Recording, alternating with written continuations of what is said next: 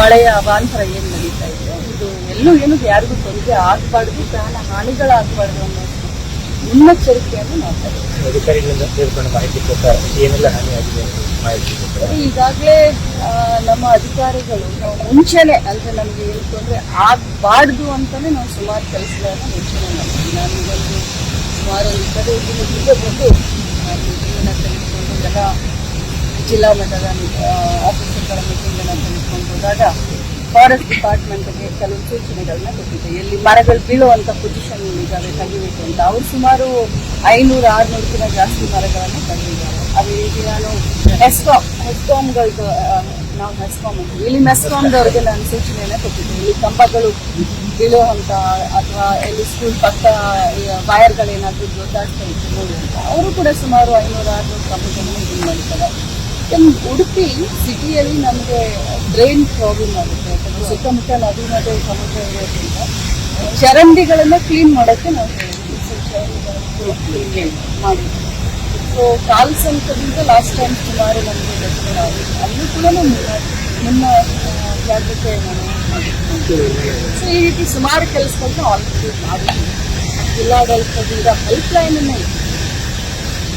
ಎಲ್ಲ ರೀತಿಯಾದಂಥ ಕ್ರಮವನ್ನು ಮೀಟಿಂಗ್ 5 ಕೋಟಿ ಕೊಡೋದ್ರ ಬಗ್ಗೆ ಪ್ರಸ್ತಾಪ ಮಾಡಿದ್ರು ಮತ್ತು ಹಳೆ ಬಾಕಿ ಒಂದಿದೆ ಅಂತ ಪ್ರಸ್ತಾಪ ಆಗಿದೆ. ಹಳೆ ಬಾಕಿ ಬಗ್ಗೆ ನಾವು ಈಗಾಗಲೇ ಸರ್ಕಾರಕ್ಕೆ ನಾವು ತಿಳಿಸಿದ್ದೀವಿ ಪ್ರಸ್ತಾವನೆ. ಈಗ 5 ಕೋಟಿಯನ್ನು ತತ್ಕ್ಷಣಕ್ಕೆ ನಮಗೆ ಕೊಡಬೇಕು ಅಂತ ನಾವು ಮೊನ್ನೆ ಹೇಳಿದ್ವಿ.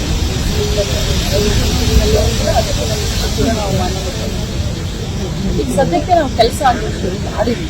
ಮೊನ್ನೆ ಮೀಟಿಂಗ್ ನಡೆದ 5 ಕೋಟಿ ಬಂದಿಲ್ಲ, ಅದು ಬರುತ್ತೆ. ಅದಕ್ಕೇನೆ ಅಲ್ವಾ ಈಗ ಎಲ್ಲ ಶುರು ಮಾಡಿದ್ವಿ.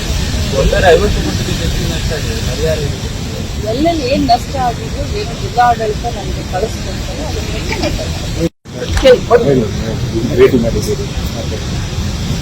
ಉಡುಪಿ ಜಿಲ್ಲೆಯ ಮಳೆ ಗಲಾಟೆ ಘೋಷಣೆ ಮಾಡಿದ್ವಿ. ಶಾಲೆಗೆ ರಜೆಯನ್ನು ಇವತ್ತು ಖುದ್ದಾಗಿ ನಾವೇ ಬಂದು ವೀಕ್ಷಣೆಯನ್ನು ಮಾಡಿದ್ವಿ.